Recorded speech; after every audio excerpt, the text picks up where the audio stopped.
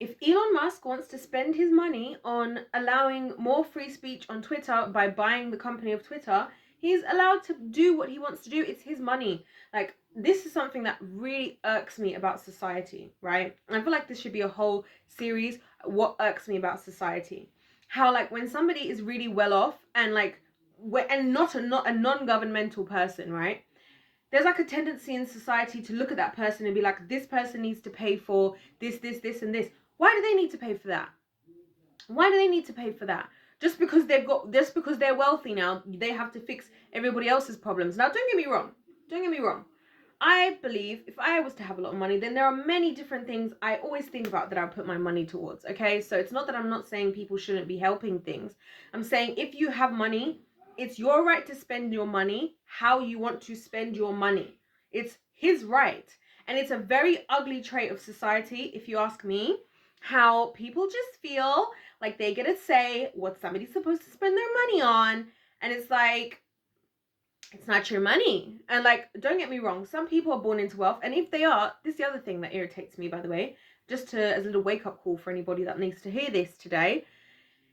Even if somebody's born into money, that's not their fault they were born into that family. So can we please stop being like hateful and resentful towards people that were just born into money? That's just what they were born into.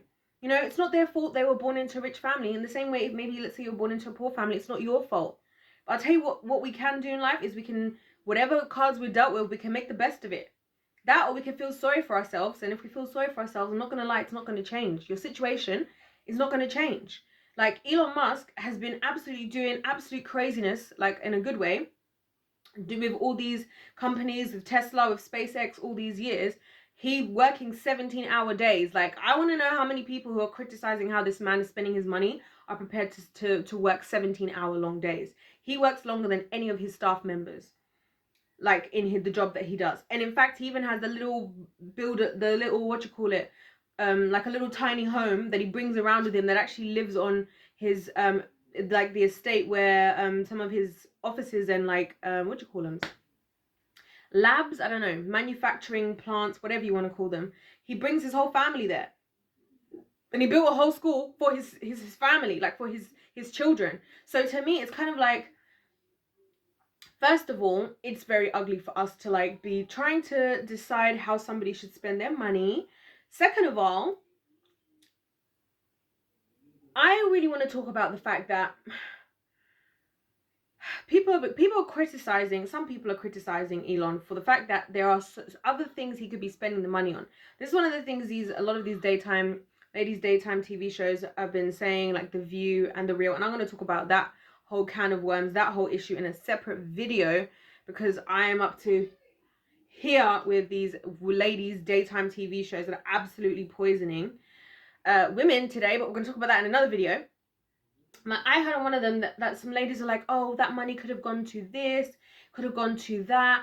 And you know what I think is really interesting, and this is why I personally understand why, of all the things that Elon could have thrown 44 billion at, he decided to make it at free speech. Because right now, our decisions as human beings are like so much more powerful than ever, more than we even know. Like, so many of the things that I research, either in my own time, either with the Lord, either for YouTube, is making me realize that the more we are able to think for ourselves and actually speak the truth, the better. And like, it is so incredibly needed in this day and age. Like, again, I'll use the BLM example. Everybody was all like, oh, BLM, da da da da da, like, gotta give money to them, blah blah blah. A lot of people had reservations about that in the beginning. A lot of people were looking into the things that weren't really making sense, but people didn't want to hear that, right? And a lot of people were getting shut down. You know, there are a lot of things I've been researching at the moment, things I can't even talk about on the YouTubes. That's how deep it is, right? And I'm like, if people knew this, they'd be acting very differently. And that's why, for someone like me, I'm like, thank God, if he's really doing this. And I talked to him, I have a video about like how I'm scared that he's like, I just have some, you know, like how these people say they're going to do things and then it can backfire. I don't want to put all my eggs in that basket. Like, all my eggs are in the basket of the Lord.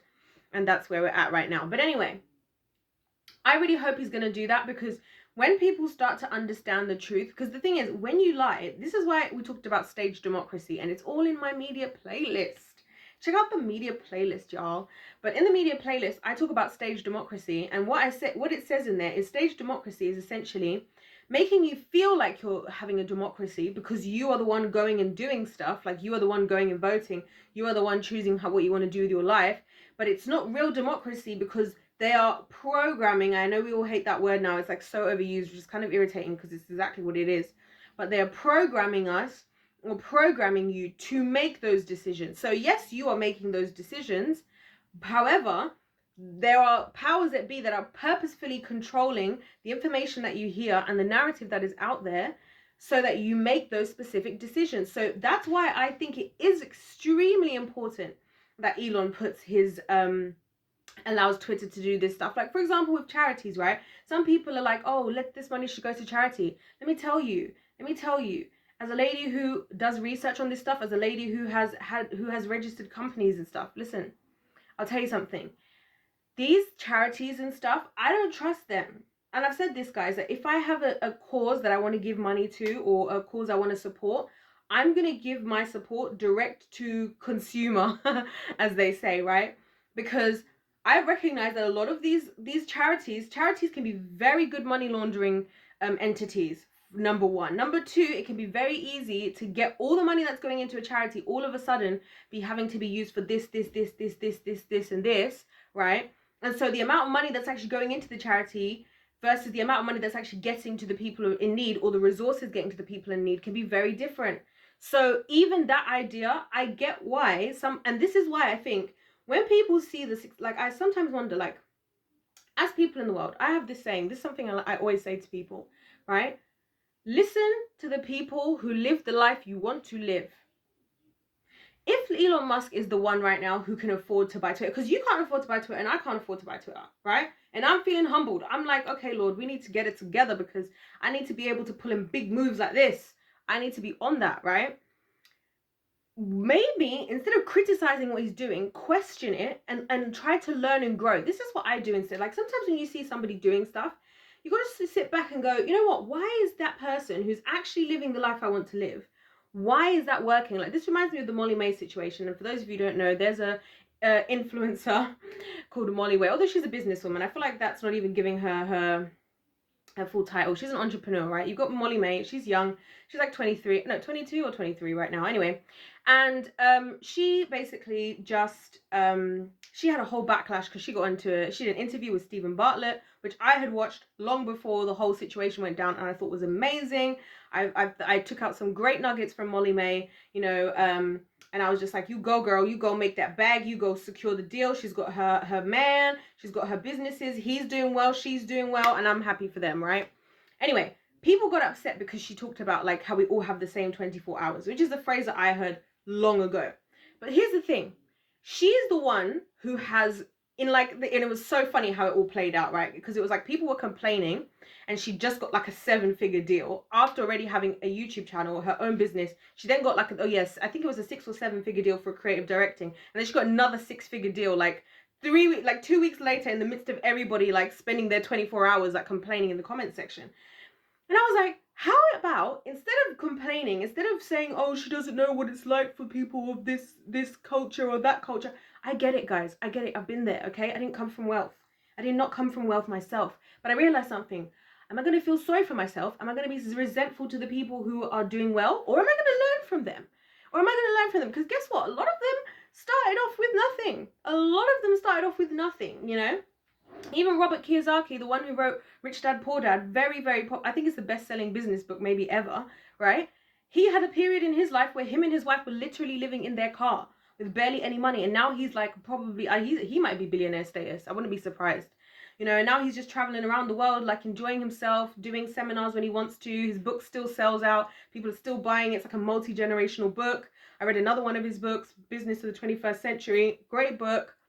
Taught me a lot about like the Industrial Revolution and how it's changed the business world, and you know, about like how people always get rich in recessions and the times of struggle and chaos, and that's what it actually says in the book. So I even quote the book. It says in there that this is when people make money in times like this that we're all going through right now, because the people who are switched on take advantage of the opportunities that present themselves, right? And then the people who don't tend to just be taking even bigger L's, right? That's what tends to happen in these types of scenarios. So with Molly May, when people are getting upset with her, I was sitting there going, well, let's see. She actually has the life that a lot of people want to live at a much younger age. At the time of the interview, she was like 22 and Tommy's like 21. They're literally babies, but like they are living the life that people want to live. They both, I think, I don't know how much he makes, but he's a professional boxer. His brother's Tyson Fury. Hello, Tyson Fury just won the freaking world boxing, I think it's heavyweight world championship. Like just the other day, Tommy also fought. I think he won his match. So these guys are just cruising, living life. And instead of people stopping to listen and take advice, and learn from them and say, oh, I wonder what I can take away that's actually going to help me further myself. Instead, what we do is we're like, oh, we're going to criticize them and talk about how much of a victim I am, and I'm going to say you should be doing this and you should be doing that. Like same with Molly May. The same thing that happened with her afterwards. She decided to hire like a personal assistant, and she decided to pay them like 21,000 like UK pounds, right? 21,000 UK pounds, 21,000 pounds, right? And I thought, you know what, fair enough. It was just for like a very, very like probably the most basic level position of somebody she could hire, right? And it's still better or about the average salary of anybody in the United Kingdom. So that's pretty good, right? People are like, oh, she's got all this money, she should be paying more, blah, blah, blah. I'm like, why should she be paying more? Why should she be paying more? She's paying that person. That person has a job. She created a job, but we don't want to talk about the fact that she's now creating jobs. We don't want to talk about the fact that maybe just because she's making money, and it just to me just goes to show that people don't actually stop to think and research and like look at things from a logical perspective. Because from a logical perspective, right, even just me thinking about it now, right, I reckon let's assume she's gonna pay the girl the absolute least she's gonna pay her. We can't forget that no matter how much money Molly May makes, number one, she's got all her bills, which the more money you have, the more them bills is going to cost as well. You think that somebody with a house that's 4 times the size of yours doesn't have at least 4 times the size of an electric bill and all those things, right? So the money for those things goes up.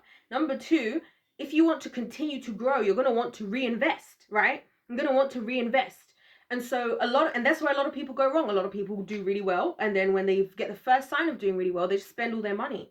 And you'll find a lot of people who are successful today, what they did was when they first made their first big leap, like they've made their first amount of profit, they throw that whole profit back into the company. They'll even live in their parents' basement if it means it, while people are laughing at them. And then 10 years later, they'll be laughing at you while they're enjoying themselves in Monaco, drinking champagne. Do you know what I mean? Having lobster and caviar. And you're hating in the comments, and they got time to look at you because they're looking at their wife who's happy making money, that their husband's making money, that she's making money. The kids are happy because they got everything they need. They can afford to homeschool their kids and not throw them into this crazy school system, right? That's just indoctrinating children at this point.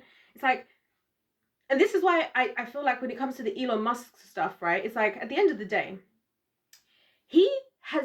number one, he can spend his money how he wants. Number two, maybe there's a good reason he thinks that free speech is the thing he wants to invest $44 billion into.